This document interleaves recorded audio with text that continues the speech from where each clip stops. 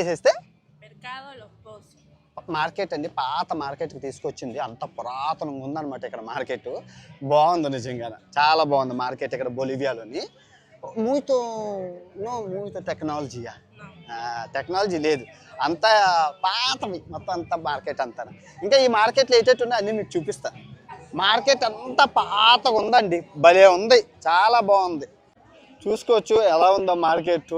రోడ్ల మీద పాత బస్సులు అవ్విని భలేగా ఉన్నాయి కదా, మార్కెట్ బస్సులు అవ్విని. ఎండ మామూలుగా లేదండి మార్కెట్లోని. మీరు చూసుకుంటే ఇలా రోడ్ల మీద జ్యూసులు అమ్ముతున్నారు.